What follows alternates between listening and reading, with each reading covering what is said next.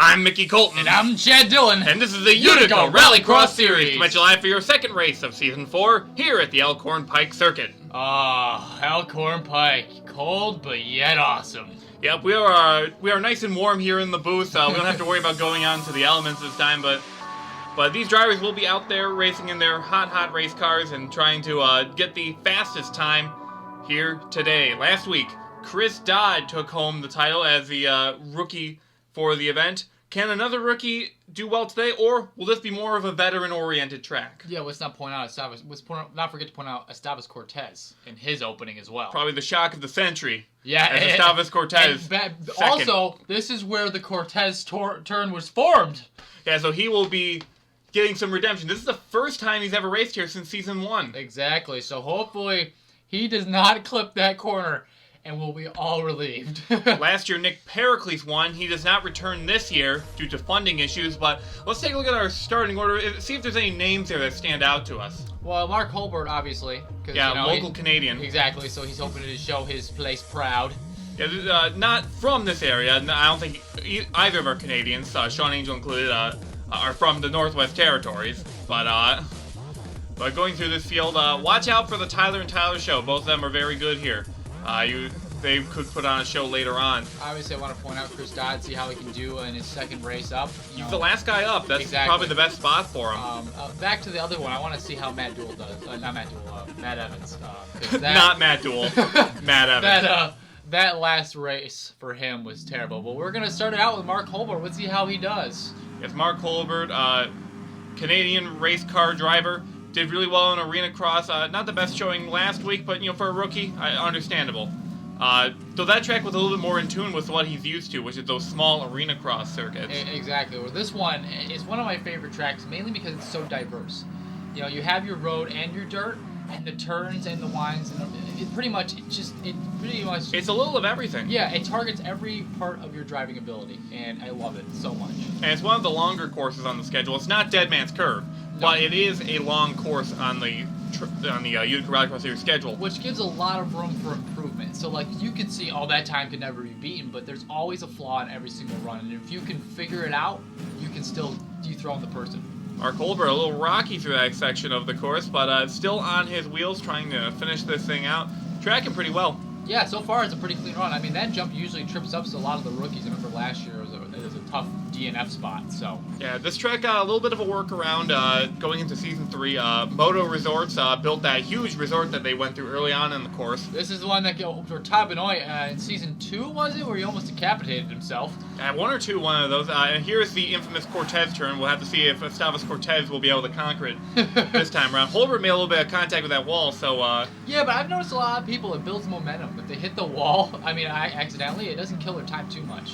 Going through the final section of the course, Mark Holbert, a 1:34.59. Not bad for Mark Holbert. Next up, Nathan Hudson on track for the Jaeger Rally team. That team went through a bit of a rebrand because no one could pronounce their team last year. Mm-hmm. I barely remember what it is. NV Off-Road Tech Racing? I know, it was a long one. It's a little bit easier to remember this time around. Oh, the purple flipping over. Oh. Second DNF in a row. Wow. This is a bad start to the year for Nathan Hudson. That's probably the earliest DNF I've seen on this track. Yeah, I don't think I've seen many people do worse than that. Yeah. Conrad Wilson's on track, and this track may be a good race for him. This is a little bit more of his wheelhouse. Yeah, for his first race up, it wasn't too good. He was in the middle of the pack, but I see the potential there in him, and hopefully he can turn around and kind of be like the rookie of Chris Dodd, try and follow in his footsteps. Yeah, with the exception of these, a couple of these jumps here, this is basically a standard rally circuit. Yeah. So Conrad Wilson should be fine here. He just has to make some big leaps over this jump coming up. Realistically, the first one and this one are the ones that really trip up a lot of people. The rest of the track, there's not a lot of places where you can flip the car over, but wow, a lot of speed. Really smooth for Conrad Wilson. Yeah, great job for Wilson. I was worried about that jump for him. That was probably the smoothest I've ever seen at that end of the course. Yeah, I think Michael Aurelio has taught this youngster well. Yeah, exactly. You can see the composure. You can see the stability in his driving. It's pretty nice to watch. Yeah, it reminds me a lot of how Michael Aurelio used to approach things on track. He was just so good. Ooh, wow. Handling everything. That is beautiful. Oh, man. That was a close call, but Conrad Wilson judged that perfectly. he is on fire right now. Let's see how he can handle the last road section. This is where you can gain a lot of speed. If you can hit it well and not hit any walls, usually you can build up a lot of time. A lot of tight turns as you get through these hills in this area. Wow. Beautiful. Near perfection. A 129.34. Conrad Wilson gets himself a bonus points. Double the S's, double the successes. Wow. That was clever. Next up, we've got William Duncan for Maverick GP in that number 11 machine on track. Now, this track has been a thorn in Duncan's side for a while, and that was kind of close. Duncan has finished last place here twice out of the 3 times he's been here. He won't do so this time. Because he did not DNF in the first corner.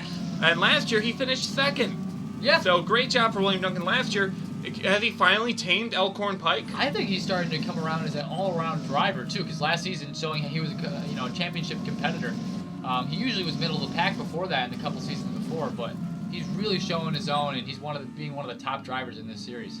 Yeah, because he was really good in stock cars. He was good on road courses. Yeah. He just had to figure out this particular style of racing, and I think he's really been able to make that work last year. That was a nice turn there. I mean, I always appreciate those sharp dirt turns.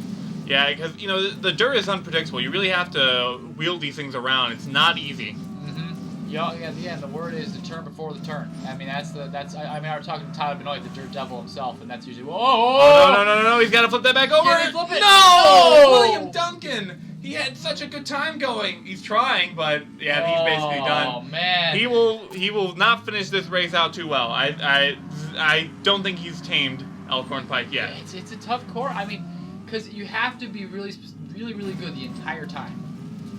Next up, we have Ray Davis here at Elk Horn Pike. It's been a while since he's been at this particular circuit. Season 2, I want to say, if he was around for this track. I believe it was earlier in the schedule, so I think Davis was still in the car at the time. I don't have that particular statistic on me. I'm just happy Ray Davis is back. He had that half of the season, and he was always such a good driver to me. He always pulled out some really great races, so... And the stuff he does outside of racing, all of his charitable efforts, the stuff he's done for people, he's just an overall great guy. One of the best drivers in the garage area as a person. A little shaky there, but he's able to pull it around and get back on track. And going through this section of the course, through this back road mountain range, this section saw a little bit of renovation between seasons 2 and 3 to what we currently have. Yes. So I love how the town of Elk Horn Pike has really embraced this series and has really worked their town around this racetrack. Oh, it's a beautiful area. I mean, now that they're able to really build around it, it's great. Yeah, not a big population around here, but they really know how to build a good street circuit. But so far, Ray Davis having a really solid run right now. Yes, as we go through the final section on this road, can he get to the finish line with a good time? Not going to hit these walls. Here we go. Cross it with a second place time. Just missed Conrad Wilson, but Wilson had a great time overall, so I'm not surprised by that. All right, next up is Matt Evans, the Black Mamba. Can he do it? That that black car is going to get awfully dirty here. Something about the 17 car really attracts the dirt to that surface. The Brown Mamba. Doesn't have the same ring to it. No, same ring. It does not at all. Hopefully today, so far having a good start here, hopefully he can turn it around after that race from last Yuma. Yeah, and Matt Evans, the thing about him is that he's such a good multi-faceted driver. Good on dirt, good on pavement, and this track's a little of both. So theoretically, he should be good here. He also has a lot of composure too. So if he gets down in points or he starts really getting low in the points, he's gonna nosedive it. That's a shame. I thought he was gonna make that. Oh man. Just got a little too much hang time. The car nosed into the ground. If his angle was just a couple of degrees more in his favor, that would have probably worked, and he would have had the fast time. Next up, we have Robert Piet, the Flying Dutchman, or the now the Mighty Tiger. The Flying Tiger Dutchman. Yeah. It doesn't work. I will say though, orange is the color of the Netherlands. That's the color they associate with. So he is still repping his home country pride. Oh yeah. Now let's see how he can do here. I'm excited to see how he does this season. I really am. He showed a lot of potential last year, and hopefully he can improve. I remember late season, he did really well at Hong Kong, if I'm not mistaken. Yes, yeah. And this track does kind of remind me of that in some twisted sense, since they're both kind of street circuits with heavy jumps. Yeah, exactly. Right now, though, pretty good. He's really on track is really on track with Conrad Wilson this time. Yeah, they're tracking pretty close together based on our boards over here. See if he can get through this last section quickly. I know Wilson did a really good job in the Cortez turn. Oh, just almost clipped it there. Wilson got even closer. I don't know. I'm barely sure you could put a paper between Wilson and that checkpoint. Especially with the open cab, you know, your head is exposed, and it's just like, oh god. Todd Benoit knows that all too well, and Seth Cole has similar circumstance in season 1, coming to the line. Oh! It's the top time! Beats him by 2 seconds! Whoa! That is an insane time. We don't get like the exact tracking. It's hard to get the senses around here, but wow. that was a beautiful time by Robert Piet. Great job for the CEO turned hobby racer. Yeah, holy crap, that was crazy. Next up, it's Big Papa Zachary Fitzwater Sr. on track. Can the Australian handle the cold climate? I like it when they call me Big Papa. Don't think too much of that. We'll have to pay for it. True. Good point. Biggie's people, they call him Biggie because of the lawsuits. Big lawsuits. Can't wait till his son comes around and call him Biggie Smalls. I think they'll have some confusion there. But why don't we get back to our driver, Zachary Fitzwater. On track, as I was saying, it's a colder climate for Zachary Fitzwater Sr. and typically races in Australia, but they do have a lot of similar terrain, I guess you could say, in terms of, wide stretches of road. It's kind of a Mad Max of the North, I want to say. Yeah, definitely. Just to stereotype that country even further. If, Todd Kless hasn't done enough with the Thunder Down Under. Ooh, might not have enough momentum here to clip. Ooh, just gets over there. Fitzwater goes through the last section of the course. Let's see if we can get through the Cortez point. Oh, sorry, the Cortez turn. There's 2 different pieces of lore named after Estavas Cortez. He has a great effect on the series. He does. Even though he had the 1 season, and that's about it. Come to the line. That's a 4th place overall. Good time for Zachary Fitzwater Sr. Yeah, not bad at all. Next up, we got Stephen Carter. We'll see how he can do. I'm expecting consistency. Yeah, always consistency. Old consistent Carter. Yeah, but he is a really good driver, in my opinion. He just he doesn't do anything crazy, but yet he still does really good in the points. Yeah, I don't know too much about his background, but I wouldn't be surprised if he just has standard training, I went to driving school and I do occasional stunt driving. I drive. I'm cool. I'm awesome. I mean standard driving school as in maybe a Skip Barber type program. Yeah, exactly. But Stephen Carter going through the section of the course nice and smooth, not too many issues on track. I do enjoy the approach here that a lot of the cars are trying to level out the best they can in the air. Yeah, they're trying to make sure that car stays nice and stable on track. Because like Matt Evans, he nosedives. He had too much momentum, so it tilted his car too much, and he just DNF'd right there. See, if you go by motocross wheels, you really want to get like that. You want to land with your back tires on the ground. Because then you get the momentum once the landing hits, and then you can keep going. When you land straight, that's bad on the spine. Oh my! That was bad for my heart. Why are they all trying to do that? Well, I mean, that's the quickest way to get around. I guess so. They're tempting fate. I hope no one tempts it too much. Yeah, but Stephen Carter having a really decent run here. If you can just finish it out here, a little tight there on the turn.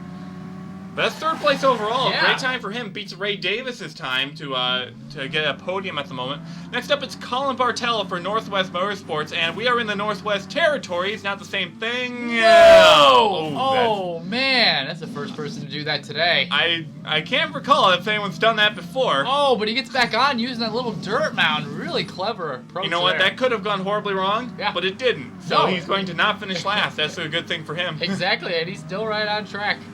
Just to show his inconsistency, last week, started off the run bad, finished it off perfectly. Yeah. Again, he's starting off bad, he finished it perfectly. It's a shame. It really is, because he is a good driver. You just have one mess up, because especially with how closely contested the times are in Rallycross. You do one mistake, you're done. Pretty much. It's so tough. I know, it's just he's got raw talent some of the time. So Colin Bartell working his way through the latter sections of the course. So he gets through this section on track. And Colin Bartell, he has been a long-time competitor here in this series. Yeah, he has. Familiar face around the garage area. Just doesn't get done. The thing I was saying early on, he's Northwest Motorsports, but he's referring more to Seattle, Washington, not the Northwest Territories where we're located. But, you know, maybe he can bring the gloomy, rainy Seattle racing scene If you look up north. you need to look at his time, though. If he did not hit that first, if he didn't mess up in the first section, he probably would have been able to take the top time, because this is an amazing run he's had so far. Yeah, just cruel fate, a 1:33.63. He beat Mark Holbert. Yeah. He beat Mark Holbert's initial time, and he did nothing wrong. Exactly. Exactly. So that was a really good second half for Colin Bartel. Next up is our second Canadian on track. It's Sean Angel in the number 2 machine. This is a little bit more north than he's used to. He's from Ontario. Angel. Nah, nah, nah. Shawnee Angel. We can't sing that song either, or else we'll get sued by 50s radio executives. But Sean Angel on track, trying to get to these areas of the course. Turns it a little tight there, and that's going to hurt this section of the course where you need a lot of speed to get up the hill. Hopefully the Angels are with him today, and this final jump here is going into the heavens. Here he goes. Yeah, he's going to go off. Oh, whoa, very... You know what? That wasn't a bad approach, hitting the brakes there. Yeah, I don't know many people that have landed on the actual decline. Yeah, there. but we never see it. It leveled him out, though, and he actually was able to get good speed coming off the bumps. Yeah, he got over that whoop section. Love to see how this run pans out throughout it. I'm a little unsure of where he could possibly finish on track. He's had some bad, some good, some ugly. A lot of speed coming off this turn. Can he get it? Now, this is the scary part. Is he going to hit it? That's a little close. Yeah. Not as close as other guys, but these guys are really tempting fate over there. That's what I gotta say. I'm not sure if that's the best strategy. Ooh, almost Cortez'd it. Oh, boy. Yeah, it's the closest to a Cortez turn. I gotta look back and see in season 1 how exactly Estavas Cortez ended up doing that in that corner. Because he was trying to really overdo the turn, and 132.24. I mean, not bad, but not good. Yeah. Next up, it's Matt Duell for Duell Motorsports in the number 16 machine. Not a good start to the year. Can he pick it up this time around?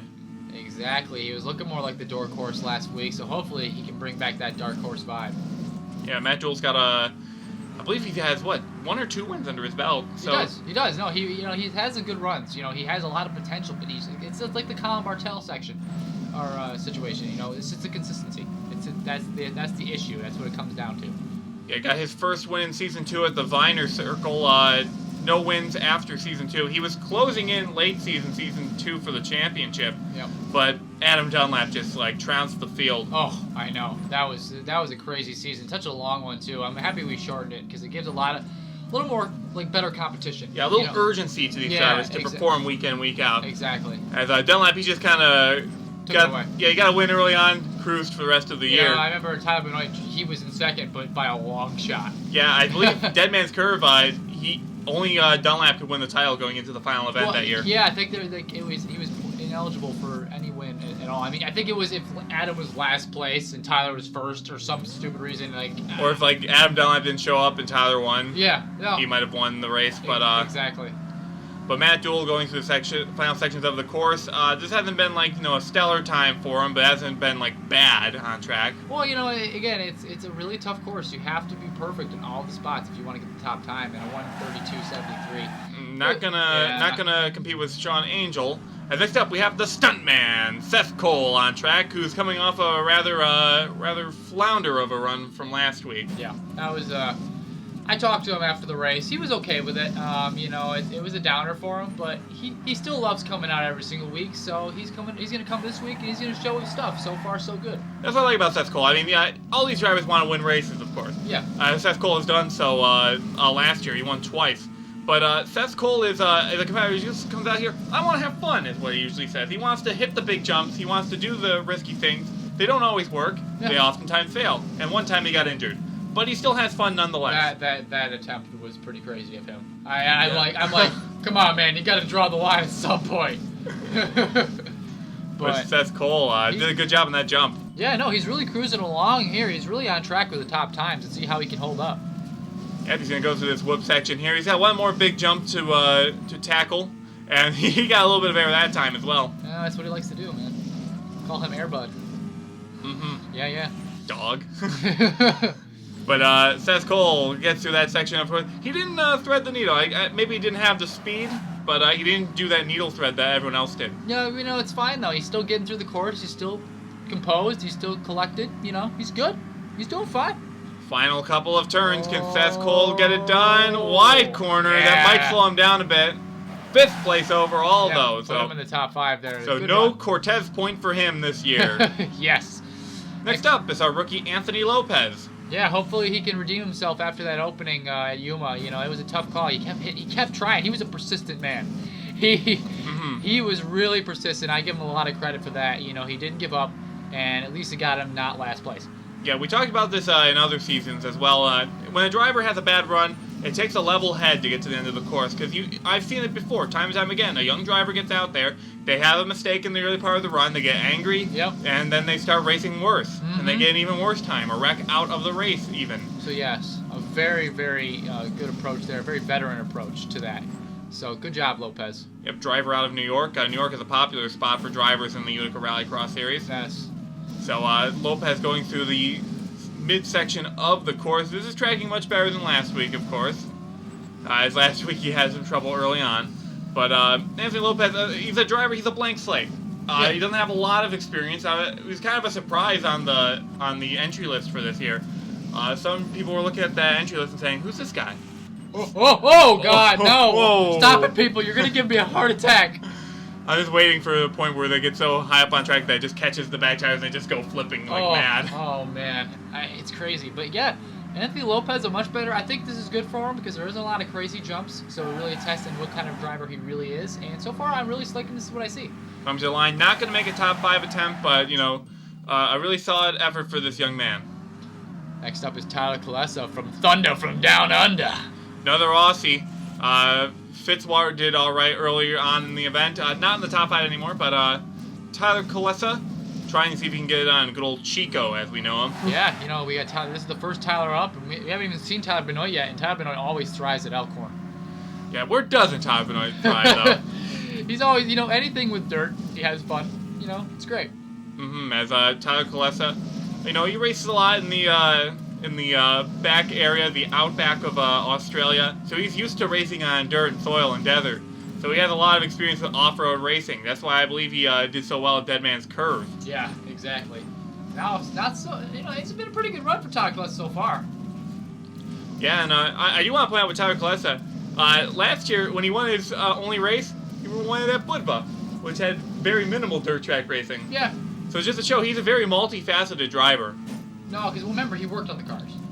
So he understands how the cars work, how they drive, how they feel. So, you know, he has a lot of experience coming into this. It does remind me of a Ryan Newman-esque driver, a driver who, you know, knows the engineering, but also knows the driving ability as well. Exactly. Well, right now, he is tracking phenomenally. Yeah, doing a great job on track. He's got a couple corners left. This could be a good time. It'd be tough to beat that time for Robert Piet. Let's see if he can do it. He does! By 0.2 of a second. Wow. Tyler Kalesa goes to the top of the board. Wow. Yeah, that was the fastest section at the end there. Woo. Man, now we got Joseph Onesto here, so hopefully his Onesticles are on par today. Yeah, winner at SAR Speedway. He's good at dirt track racing, I've seen. Onesto is more of a stock car oval track racer. That's where his specialties come in, but he and John Sedino, we mentioned last week, teamed up for this season to form the aptly titled Team Motorsports. I don't know who came up with it, but they're a genius. Oh yeah, this is probably one of the smartest team names ever. Yeah. You know what? It's exactly what it says on the tin. Yeah. If you're a sponsor, you're like, I want to sponsor a race team. Race team, Google, Team Motorsports. Woo! Perfect. Yeah. But Joseph Onesto, tracking all right so far on this attempt. He's had some good runs in the past, but last year was not the best season for him. Finished, I want to say 12th in points. Just missed that top 10. Wasn't one of the top competitors for the season. Yeah, but, you know, he's always fun to watch. I mean, he tries. He's another one of those drivers like, you know, Seth Cole. They're here to have fun. You know, they do enjoy it, but they like to win at the same time, too. So hopefully he can pull it out and maybe get a good top 5 finish here. Turns a little wide in that later section of the course through the Cortez point. Cortez Turn. I got to get that right. Yeah, no, I mean, we're not on a peak here, John. I mean, there is peaks around us. It's a pike. It's true. A peak, a pike, a point, and a turn. Joseph Onesto, however, does not get a top 5 run, as not going to get it this time around. All right, now we have the Dirt Devil himself, Tyler Benoit. We'll see if he can dethrone Tyler Kalesa, which is now top of the leaderboard. Tyler Benoit is always a driver to watch out for. People were scared with Adam Dunlap one season 2. I'm scared when Todd Benoit won Season 3. Yeah, I know. It's about time. I expect him to win a championship. And think about it, Benoit Motorsports has won the past 2 championships. Because Adam Dunlap was a Benoit Motorsports driver. They were the dream team in Season 2, man. They just took over the entire... 1-2 in points. Yeah, exactly. You could not stop them. But then Todd Benoit, very composed season, pulled out with the championship. Very close call. Like I said, battle of the Tylers. So we'd like to see this, this battle between them. Takes the big jump, going to the second half of the course. Oh, that was rocky. That might hurt his time a little bit. Yeah, but he still keeps himself going. Let's see if he does not decapitate himself up ahead. He has flashbacks. That was a close call. I find it rude that people keep bringing it up to him. I mean, the man's been through a lot. Exactly. Well, here we go. Oh, hits the wall there. That might kill him. See if he can have that momentum. And oh my God! Oh, no! Not again! I don't think it was his face, though. I think it hit the fender. Oh. So I think he's still fine, but... Oh, man. I thought we would have lost him. I was scared. Oh, let's see if he can... I don't know if he's going to beat Tyler Kolesa, but it's still been a decent run so far. A lot of speed coming down here. Coming to the line. 3rd overall. Wow, 128.84. Whew, I'm surprised. He had a bad time early on, but... Oh, imagine if he didn't hit anything. Wow. He probably would have gotten that top spot. Yeah. Next up, Estavas Cortez out of Mexico, who impressed last week. Can he impress again? I hope so. I mean, as long as he doesn't hit the Cortez turn, he would have redeemed himself. He could get last place and not hit the turn. I'll be happy. Yeah, this track has... if William Duncan had a hard time here, think about Estavas Cortez. This basically sunk his career. Yeah, it did. It did. It really showed him that he's not for it. But he came back on a whim, at a bar. He's back and ready to go. And let's see what he can do. And this was a big decision by Joshua Michaels because he won a race last year. Yeah. Joshua Michaels was a winner in Dubai. He could have come back, run for the title, but he decided, you know what, I'm going to give Estavas Cortez a chance. We're going to make a big risk, and so far it's paid off. Well, Race 1 was good. I thought Joshua Michaels was really starting to mold into himself. I thought he was really starting to become a good driver. And, this is a huge shock to me that you bring Cortez in, but so far paying off. Michaels is on the in the pits as his crew chief, so he's going to be looking out for him strategy-wise. Here comes the Cortez turn. Hi, everyone. Moment of silence. By Jove, he's done it! Perfect! Great job for Estavas Cortez as he's overcome his past demons that have haunted him for these years. Final couple of turns on track, a little contact with the wall. That's a 130.96. Not going to get the top 5, but I think Cortez is going to be happy he at least finished the course without hitting that point Exactly, on track. a very reserved thing. Now, next up we have the mighty, mighty Tiger himself. Chris Aurelio. Chris Aurelio in that different paint scheme this year, driving the pink and black number 14, but still stripes as we mentioned in Yuma. Yeah, exactly, and we always like to see him come out. I mean, you know how much I love the Aurelio brothers. They're my favorite. They're my fave. You know, I've always preached of how great of drivers they are. So I was talking to a Aurelio fan in the pits earlier this race weekend. They said that each one of those stripes is a win that he's going to get this year. Oh, really? There's a lot of stripes. I think that might be more than 10, so Yeah. I'm not sure if that fan counted them correctly or if he's really excited. Well, no, see, there's 11. He's counting he's going to win the qualifier for Dead Man's Curve, too. Oh, yeah. Well, Yeah. he's already not doing that since he did not win at Yuma, but I wouldn't be surprised if Chris Aurelio got a win this year. Oh! Maybe not this time around. This is not looking like a good run for Chris Aurelio. He's a little bit all over the place in this 14. It might be a setup issue with this car. Yeah, it could be a lot of things. And oh my gosh, people stop.